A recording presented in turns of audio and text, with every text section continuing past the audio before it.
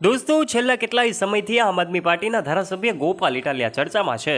એમની અનેક વિડીયોઝ અને અનેક ફોટોઝ આપણી સામે આવી રહ્યા છે, ત્યારે લોકોના મનમાં એવા સવાલો થતા હોય છે, આખરે એક ધારાસભ્ય તરીકે ગોપાલ ઇટાલિયાએ આવી લોકચાહના કેવી રીતે મેળવી?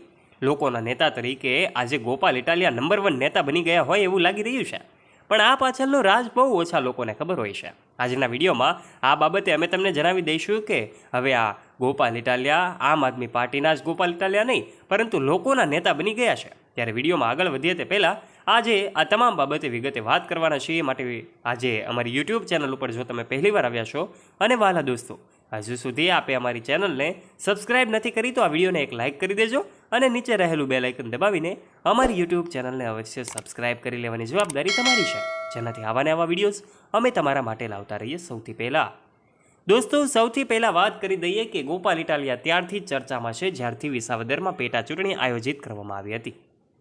આપણે જાણીએ છીએ વિસાવદરમાં જ્યારથી પેટા ચૂંટણી આયોજિત થઈ ત્યારથી એક ચહેરો ખૂબ ચર્ચામાં આવ્યો, એમાં આમ આદમી પાર્ટીના ધારાસભ્ય ગોપાલ ઇટાલિયા કે જેમની ખૂબ જંગી બહુમતીથી જીત થાય છે। લોકોનો પ્રેમ એમને મળતો હતો, પરંતુ હવે દિવસે ને દિવસે આ લોકચાહના છે ખૂબ વધારે મળતી હોય એવું લાગી રહ્યું હતું। એમના અનેક વિડીયોઝ અનેક ફોટોઝ સામે આવી રહ્યા હતા। જૂનાગઢ, વિસાવદર અને ભેસાણના અલગ અલગ ગામડાઓમાં જઈને આમ આદમી પાર્ટીના લોક નેતા લોકોના પ્રશ્નો સાંભળતા જોવા મળી રહ્યા હતા। ક્યાંક કોઈ બેલા મુદ્દેનો પ્રશ્ન હોય તો ક્યાંક અલગ અલગ લોકોના પ્રશ્નો સાંભળવાનું કામ હવે આ નેતાએ શરૂ કર્યું હતું। અલગ અલગ ગામડાઓના ફોટોઝ પણ આપણી સામે આવી રહ્યા હતા। અલગ અલગ જગ્યાએ લોકો એમનું સ્વાગત કરી રહ્યા હતા। જ્યાં જ્યાં ગામડાઓમાં એમની હાજરી થાય ત્યાં ત્યાં લોકોની જનમેદની જોવા મળતી હતી। એવા સમયે ક્યાંક ડાયરાઓમાં પણ જય ગોપાલના નારાઓ લાગી રહ્યા હતા, તો પછી આ જૂનાગઢ, વિસાવદર અને ભેસાણના ગામડાઓમાં લોકોના પ્રશ્નો જે છે એમને પણ વાચા મળી રહી હતી। પરંતુ દોસ્તો સવાલ એ હતો કે આ લોકચાહના મેળવવા પાછળનું કારણ શું હતું અને આ લોકચાહના કેવી રીતે મળી? જન્માષ્ટમીનો પર્વ હતો ત્યારે પણ ગોપાલ ઇટાલિયાનું અભિવાદન થયું। એમણે ખૂબ સારી રીતે કાનુડાનો વેશ ધારણ કર્યો, ગોવાળિયાનો વેશ ધારણ કર્યો અને મટકી ફોડી એના પણ વિડીયો સામે આવ્યા। ત્યારે પણ અનેક લોકો જે છે ત્યાં હાજર હતા। લોકોની લોકચાહના એમને ખૂબ મળી રહી હતી। સવાલ લોકોને થતો હોય, પરંતુ દોસ્તો અમે તમને જણાવી દઈએ કે આ લોકચાહના મેળવવા પાછળ ગોપાલ ઇટાલિયાની રાત દિવસની મહેનત હોય એવું લાગી રહ્યું છે।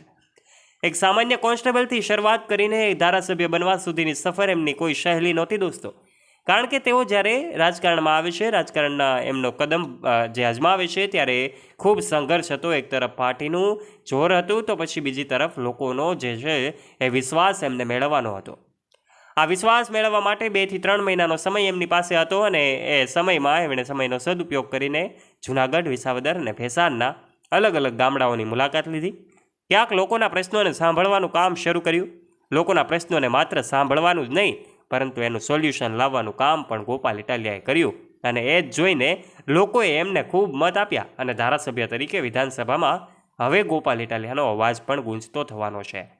લોકો હવે એ જ રાહ જોઈને બેઠા છે કે ક્યારે ગોપાલ ઇટાલિયા વિધાનસભામાં કદમ રાખે અને એમનો અવાજ ગુંજતો કરે।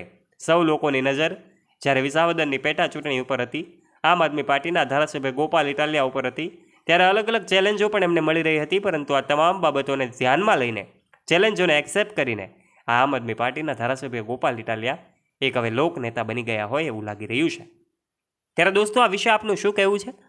ધારાસભ્ય ગોપાલ ઇટાલિયા વિશેના આપના મંતવ્યો નીચે કમેન્ટ બોક્સમાં કમેન્ટ કરીને આપ અવશ્ય જણાવજો।